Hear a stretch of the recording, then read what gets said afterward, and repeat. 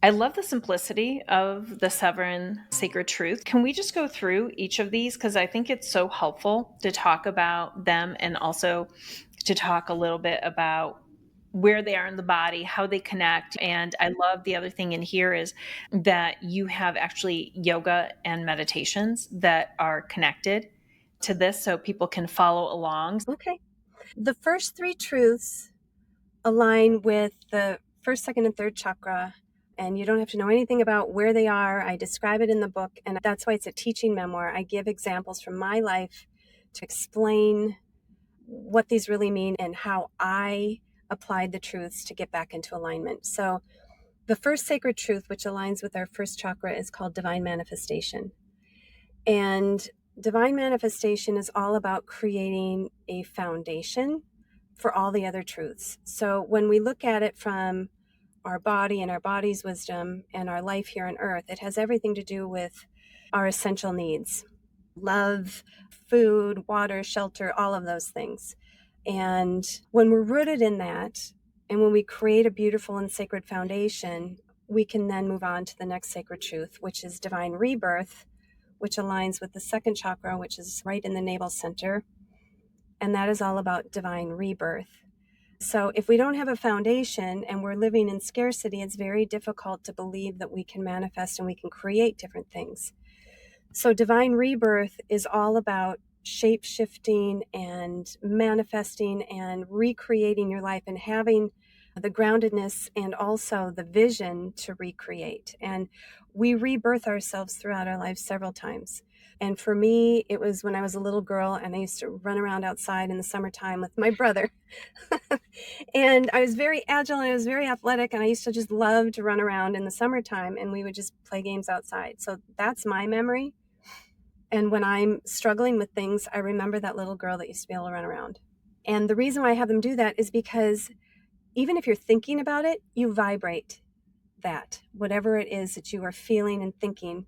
So I have them shift from this kind of scarcity or fear based into what was your most powerful moment, and then start daydreaming. So that's divine rebirth.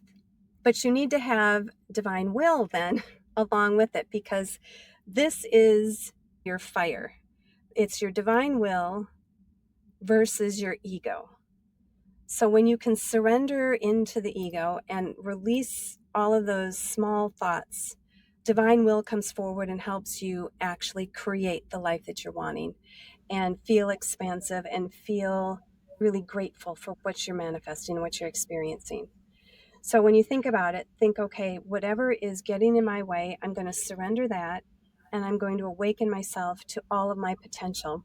And when you look at the elements that attach with each, so divine manifestation would be earth, divine rebirth would be water, so you think fluid and movement, and divine will would be fire. So, how do people surrender to the ego and really get back into a sense of alignment to connect to that divine will instead? I know it's not easy to just say, okay, I recognize it, but at least you can be honest with yourself and know this is what is influencing me in a negative way at this time. And so that's usually what I surrender. And then I ask for divine assistance. I always ask, because that's divine law. Your angels, your guides, spirit won't come in to help unless you ask for that help. And you surrender all the stuff that's getting in the way.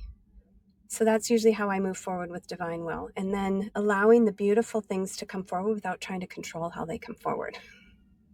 Because that's the other piece too. When you're so fixated on it has to be this way, that's when you trip up and you get in your own way again. Yeah. And then the fourth one is divine love, which is so needed in the world right now, today. So divine love is your bridge between your human experience and your spiritual experience. And everything, all of the sacred truths need to have love infused with them to bring out that higher vibration. That's so beautiful. I love that idea. And it's just important to intentionally shift that dialogue. So now we've got the higher level divine and chakras. Tell us more about that. This is definitely where things start to get very interesting. Yeah. So these are the truths 5, 6, and 7. Divine transformation is located in the throat chakra area. And so I look at it in two different ways. It's divinity with our speech, how we speak to ourselves, how we speak to each other, what our thought processes are, because I'm a firm believer that our thoughts become our words become our deeds. And if they're not in a vibrational match to love and above, we vibrate lower and we're out of alignment. So that again, I tell people to think about and be honest with yourself with your mind chatter and recognize when you are speaking poorly to yourself or you're thinking lower vibrational thoughts about other people.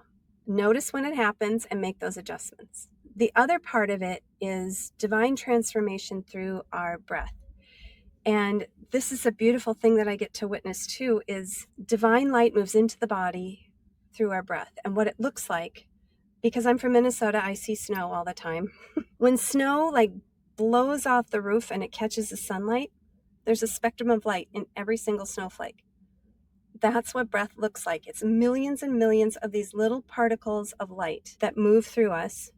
And so that's why I do a lot of breathing exercises, which would be pranayama, breath work, because you can pull the light in and you can focus it into areas of your body that require your attention, whether it's physical discomfort, emotional discomfort, or just clearing and cleansing. So a nice breathwork practice is really beautiful. Absolutely.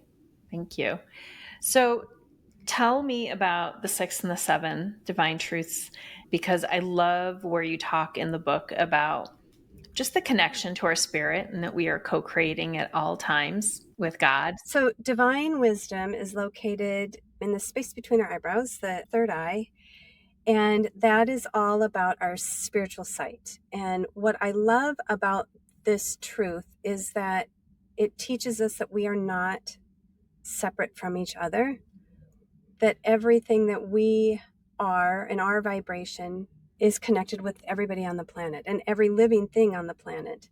And when I think about divine wisdom, it has to be infused with divine love and it has to be infused with divine light. And divine wisdom is also where some of your clairvoyant skills come in. So the more pranayama you're doing, the more awakened that you can become to your divine wisdom as well. And what I love is the phrase I put in there, we all do better when we all do better. And that's very much the truth about our connection to each other. I'm connected to you, you're connected to everything. It's just beautiful.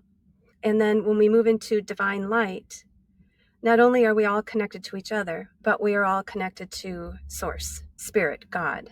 And we are one. And when I look at divine light, that's when, again, the phrase comes around that I am of God, God is of me. And when I said before with divine love, we are love.